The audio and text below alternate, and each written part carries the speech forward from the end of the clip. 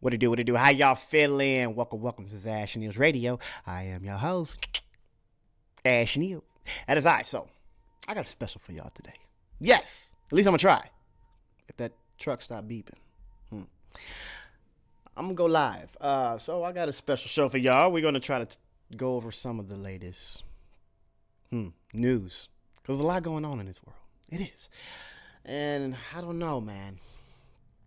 People are a little stressed out. From the shooting at the White House Correspondents' Dinner to the reactions behind it to the war on Iran. I guess this ballroom. There's just a lot going on, you know? And I kind of wanted to do a different version of my show. I only got about 45 minutes because I got to take my baby to school. But I'll be back. Because I want to try something. I want to see how this works because a lot of times y'all like to talk too.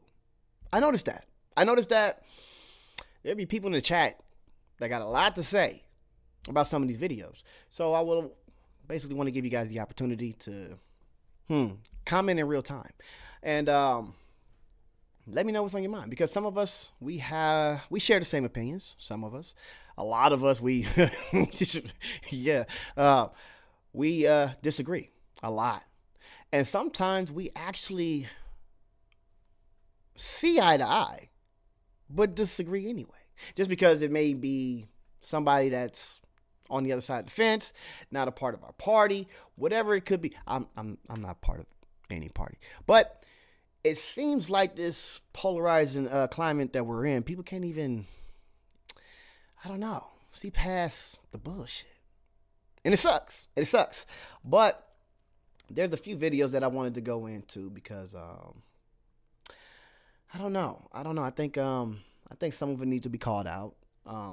Some of the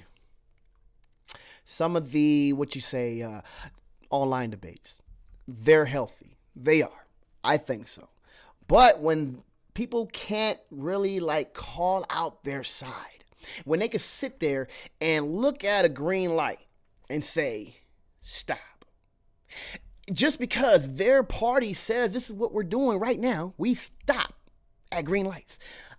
I don't know why they want everybody else to subscribe to this nonsense. But it is. It's one of those I will call it regime effects. I'll get to that later. But I do want to go into this video.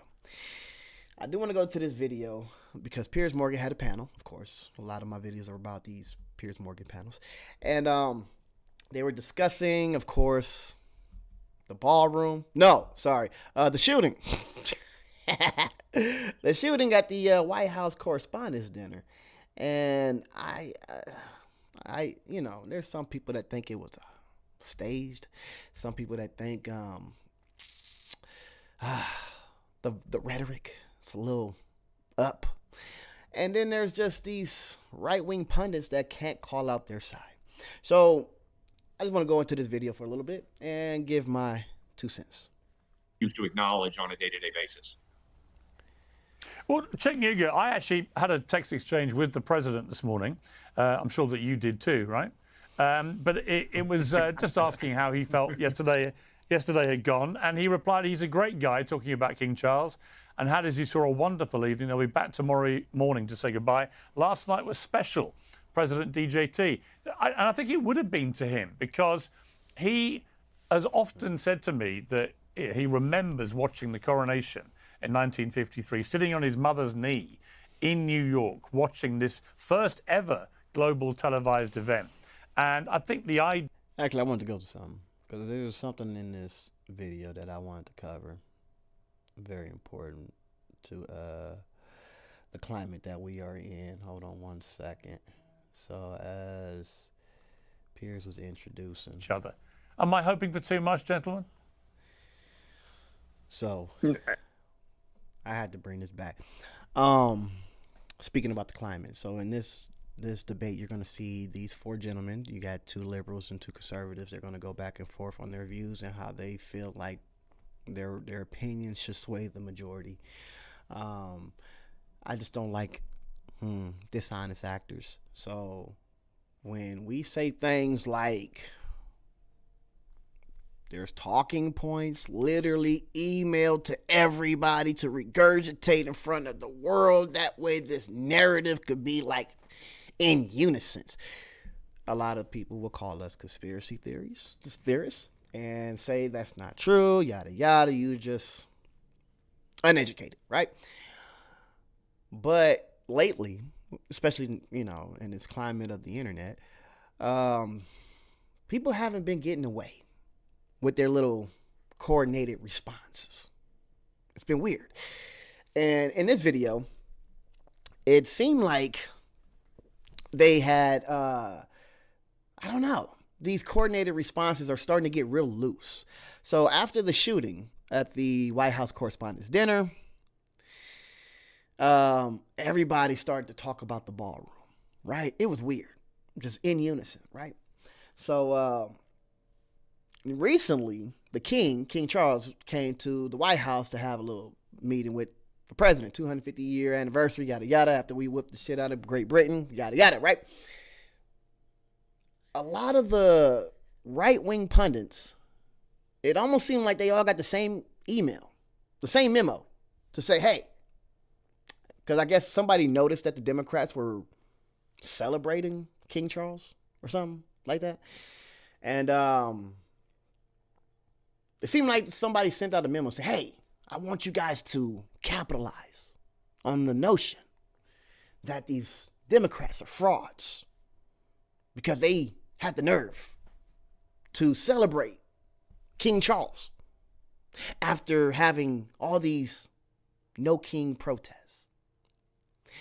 When you hear it once, it's like, oh, okay, I hear you. It don't make no sense to me because they're just happy that there's no king here. But it almost seemed like everybody got the same memo. Hey, go out there and talk about how hypocritical the Democrats are because they over here celebrating the king. And it was falling on the face of the joke every time somebody said it. So you're gonna see Clay. He's gonna start the joke off. And Piers, he kind of like gives it life with the laugh. But then it gets played out by something that Ben Ferguson says right after. It was a great moment. It was nice. I think you all looked a bit shocked by the mere notion of that. Clay Travis, let me start with you then. It was an amazing spectacle. I mean, I've not seen King Charles, either as king or prince, make a speech as powerful as the one he made to Congress, or one as funny as the one he made at the state dinner last night. So I think he's really stepped up here when, my God, my country needed somebody to, given how bad the relationships got in recent months.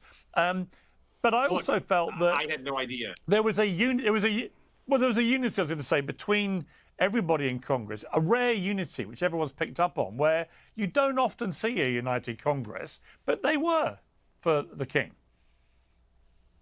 Well, I appreciate Democrats standing for kings after deciding that no kings was the fabric of their entire opposition to Trump over the last year. So standing ovation for an actual king was... There it is. And there's that extra laugh from Piers Morgan. It's like, ha, ha, ha, ha, ha, ha, ha. Let's give this joke some life. So I'm like, I guess it was catchy, funny. No, when you got a brain, but I can get the correlation, right? So watch what Ben Ferguson said. They Stole wouldn't my line, stand for Clay. Trump or anything. Maybe you didn't catch that. There was a unity, I was going to say, between everybody in Congress. Maybe a rare catch that. unity which everyone's picked up on, where you don't often see a united Congress, but they were for the king. Well, I appreciate Democrats standing for kings after deciding that no kings was the fabric of their entire opposition to Trump over the last year. So standing ovation for an actual king was when they Stole wouldn't my line, stand for Clay. Trump or anything. You stole my line, Clay. That's what he said. You stole my line, Clay. And I swear, he's not lying. That's how they act. They have, I really struggle, and I feel like I'm right. But when I say that they share the same brain cell, these are the things that we're talking about. Because these talking points shouldn't be like so coordinated. But when Ben says, you stole my line, he might be right. Like, y'all couldn't come up with your own shit? Why is everybody going off the same joke? But, hey, I give it to them. They want to have this whole, hey, look at these hypocritical Democrats celebrating the king. It just makes no sense because we still have no kings out here. But as they continue, you will see how they would love to have President Trump as a king. It was a lot of fun. But look, first of all, I had no idea Prince Charles is this funny. And I watched The Crown. I will defend myself by saying my wife got me to watch The Crown, but it's a very, very good show. And what I liked about it, Piers, was a recognition of, again, he's here in the 250th anniversary of us kicking your ass, but he's here and he's referencing the Boston Tea Party, the untimely 1814 burning of the White House, the redevelopment, so many of these moments, and like he said, that we might be speaking French, but for the Brits coming over during the French-Indian War and all of the colonial aspects of that. I'm a history nerd. And so sometimes I think in the immediate moments of trying to analyze everything that happened in the last 24 hours, we often lose the sweep, the majesty, the significance of the historical resonance that 50 years from now, 100 years from now, when none of us are around and people are still studying the history of today, will be seen in the context of the longer arc of history. And so I thought it was really well done. And what do you guys think? 50 years from now today, do you think that Trump will be like, praised? Do you think that he will be one of those presidents that 50 years later people will be like, hey, man, that was the way to run this country? I don't think so. And I seen a video, who was I watching? Somebody saying that word. Oh, no, it was a special. My boy, Trevor Noah, he was basically saying how we're living in history right now. And this is incumbent on how this administration is. Like, we were called hyperbolic when we were calling Trump a bigot or racist. And we're saying that he may have authoritarian type views and actions. But then when he got in office, the motherfucker basically told us, nah, you were underselling it. Because this isn't normal. It's not. No. Because if somebody can get on national TV every day and disparage a whole group of people, no matter who it is, it can be Mexicans one day, oh, they're rapists, murderers, killers, yada, yada, yada, right? And they don't get universally condemned or worldwide. I think you are like an apologist. You're kind of enabling this person to be that bigot. But then as soon as somebody say something about your side, there's a problem. And I think that's the problem with society right now, is that we are allowed to let Trump be as bigoted as he wants, but nobody wants to call him out. But this exchange with Piers Morgan, it was all right. It was actually a little civil. I want to get to, hold on 1 second. I don't do this live. I like to cut in between some of this stuff. But I do want to go in to this exchange. Let's see what happens here. Change in a way that, again, people on the conservative right would maybe naturally bristle at. So my point being, he made a few, points that could, under normal circumstances, had they come out of a politician's mouth, have engendered a lot more angry response perhaps than they got. But it was taken in the right spirit because of the way that he phrased it. Would you agree? I think it was taken the way it was taken, and no one really reacted because they know he really doesn't have any power on those issues. It's Starmer, right? Like, this is a guy that I look at the King's visit is no different than Roger Federer being a great spokesperson for Rolex or Roy McIlroy for Rolex. They're great ambassadors. They do a great job. They don't take many risks. They smile. They look good on TV. And look, if there's anyone that should be praised right now, It's this dude's speechwriters. Whoever they hired, give them a raise, pay them double. Because I met him when he came in, I think it was 2005, when in the second Bush administration. He was not funny then. Like, this is. And that goes to my point. So basically what they're talking about is King Charles had, I don't know, a little humor with this speech when he came to address the nation. And for people like Ben, it's like uncharted waters. Like, whoa, I met him a few years ago. He wasn't even as funny. Who the hell is writing his speeches? Okay, that goes back to what I was saying earlier about who the hell is sending y'all these memos. It's like, it sucks that Piers called on Clay Travis first because you wanted to use the talking point or the joke about Democrats celebrating the king. But why is everybody in this world, the media, that I guess programs us and tells us what's going on, why are they like given talking points? Why is there a writer for all of them? Hell, even growing up, I'm a hip hop artist. I rap better than a lot of them. We look down on the ghostwriters because we felt like the person performing had no talent. It's like, wait a minute. You can't come up with your own words? So I'd be struggling trying to find out how these people are talented on these media spaces. Like, why? Because they can read a prompter?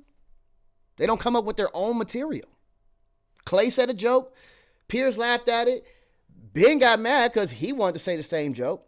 Now Ben is noticing how funny the king is and just can concede that, no, we're not that funny.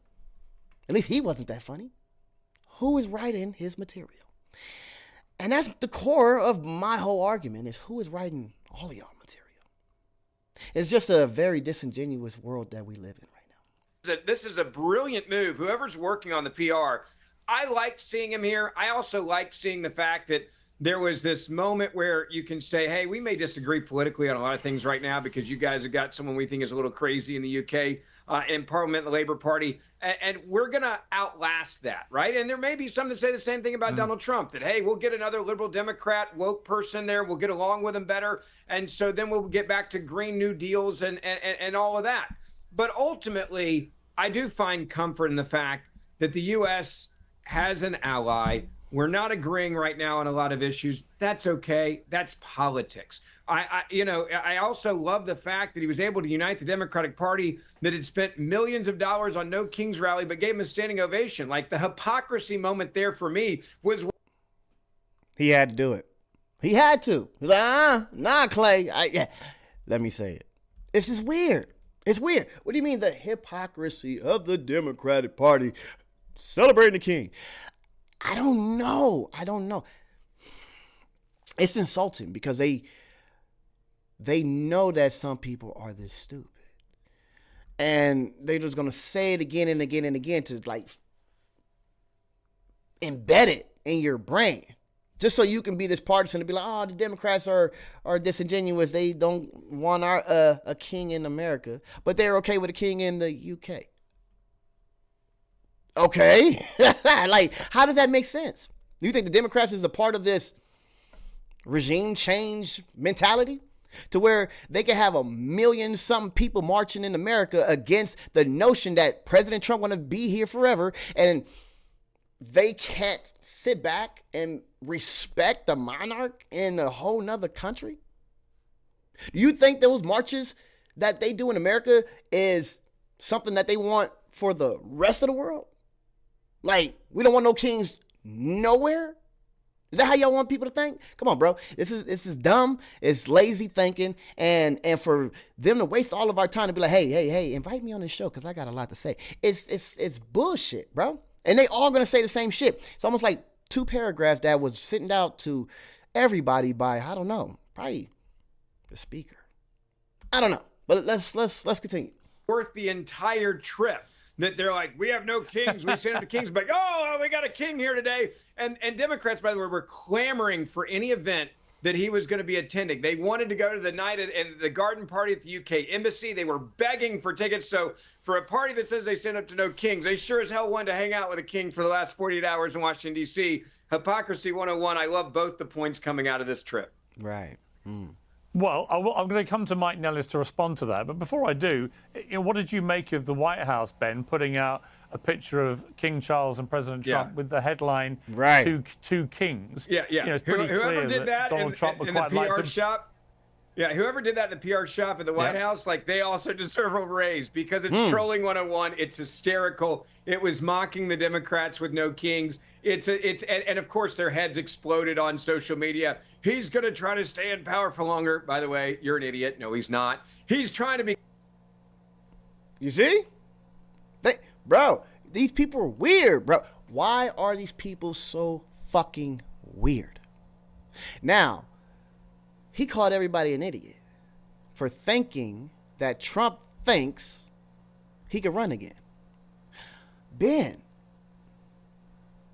is it weird for us to think that?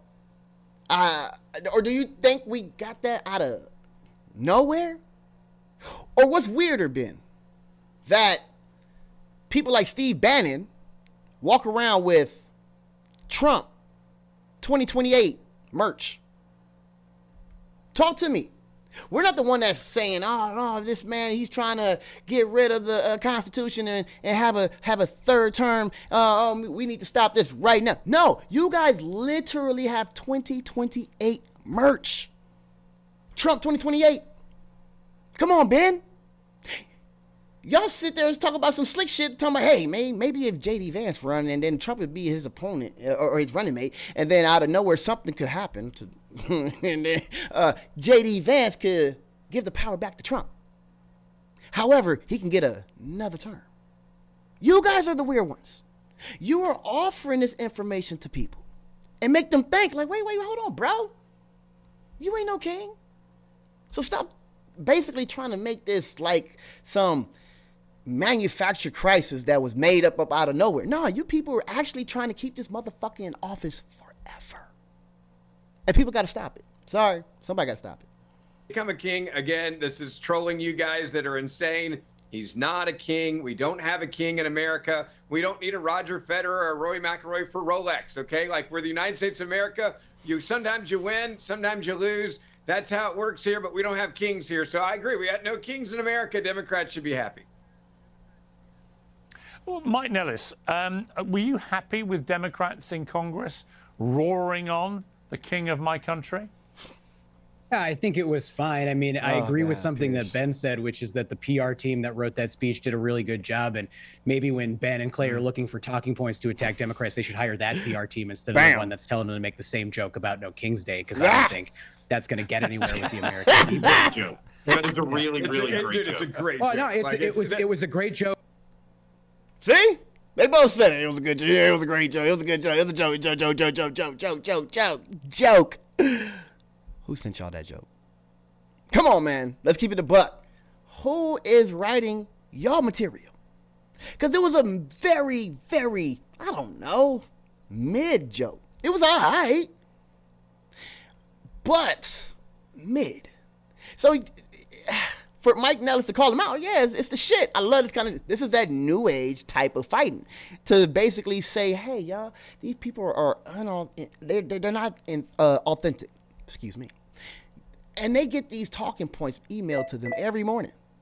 And they come out with a camera and regurgitate it. And if someone beats the other one to the punch, it doesn't matter. He's going to get it out anyway. So, yeah, it's not authentic. Not at all. Oh, shoot. There's a reason why you guys went nuts over it. No. It was a great joke when I heard it the first time yesterday, and it wasn't a great joke 1,000 times later because it's the only thing that you guys have right now. So it's just sort of silly to me that you guys are going to repeat it over and over again. But look, somebody said it earlier that said it in the House seems like kind of insignificant. I have to say, Mike. I didn't interrupt these guys. Can I get a chance to make my point? But I would just say, Mike, on that point, if the purpose, as Ben Ferguson said, was to troll the libs, you are sounding deeply trolled. Oh, come on, No, Pierce. I'm not deeply trolled. I mean, I think the point that I was No, I think the point that I was going to make, though, is somebody said earlier that Donald Trump was loving this whole thing over the last couple of days, which of course he is. Like, he loves it because he's at the center of the attention. He gets the idea of hosting the King of England, which makes him feel important. But nothing that's happened in Washington in the last couple of days has anything to do with the average American. And people are struggling right now. So they watch a lavish ball. Donald Trump's talking about building his ballroom now with taxpayer dollars, thanks to Republican members of Congress.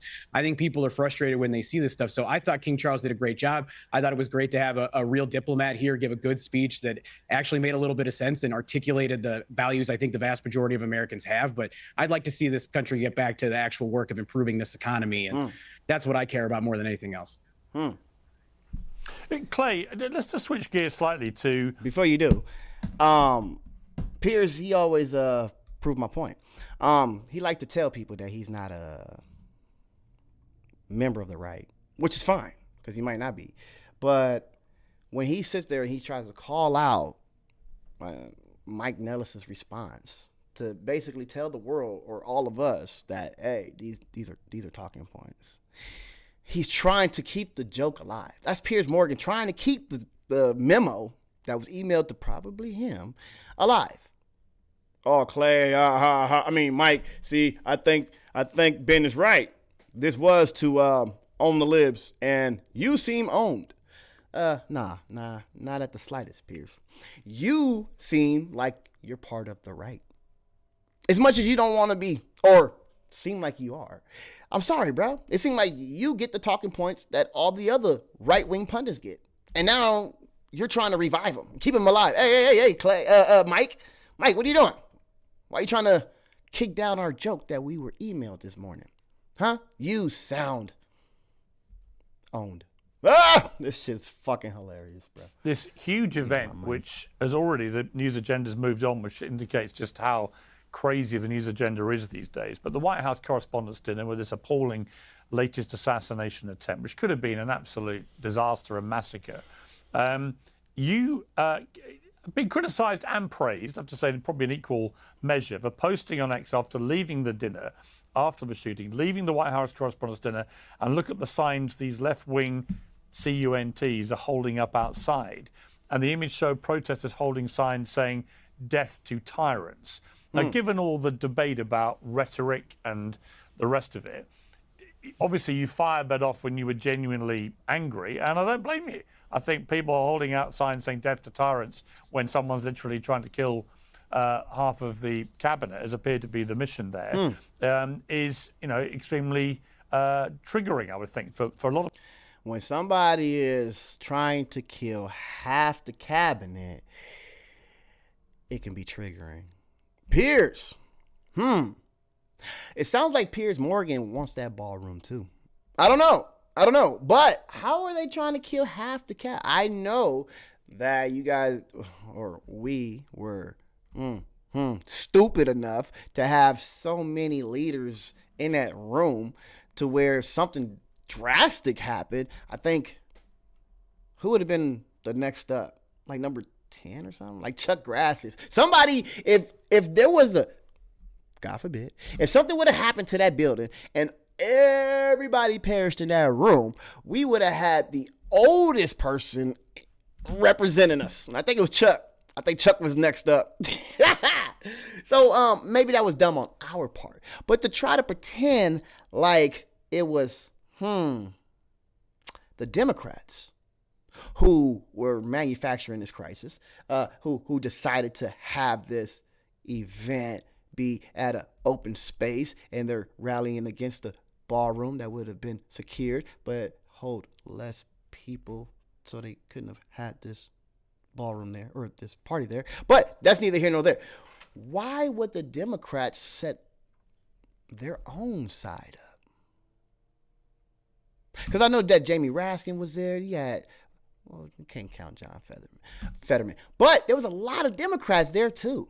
So for these people to literally try to point this at the Democrats and be like, hey, they either did it themselves or they don't care enough about it, they wanted Trump to be hurt. It just makes no sense because Trump was like all the way in the back. And you would have had to shoot up a whole bunch of people just to get to him. And there would have been a lot of hurt Democrats too. So yeah, this whole partisan argument about this attack at the White House correspondence dinner, it's not adding up. It's not making sense. It's not at all. People that were guests there and were fearing for what may be happening. Do you have any regrets about what you posted, or do you double down on that? Play solo. Oh no, sorry. After Hold work, at your own. We got ads. Can't have that.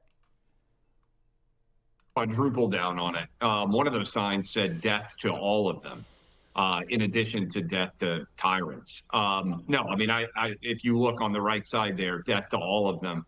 That's what I said. That's what I saw immediately when I came out of the White House Correspondents' Dinner. And I think, unfortunately, those two protesters are in. Death to all of them.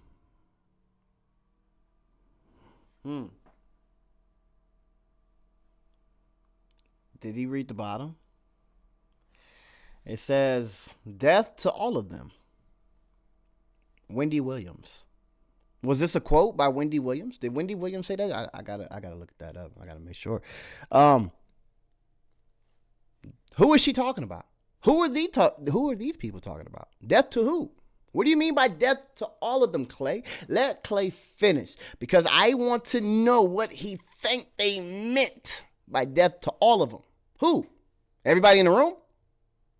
Cause there was a lot of Democrats in the room too. So go ahead. Let's hear you. Problematic of the motivations that this 31-year-old, highly educated, two-parent household, Democrat put in place to justify trying to kill President Trump.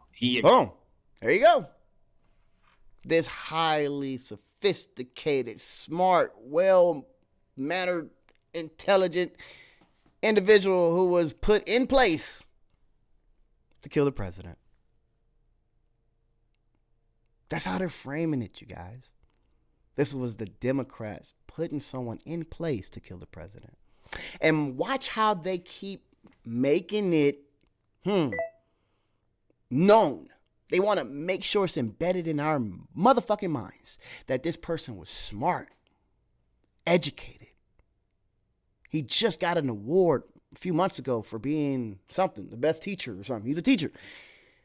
That's all important for when it's time to sentence him or to have him represent his, or be able to charge him in court and he can stand trial.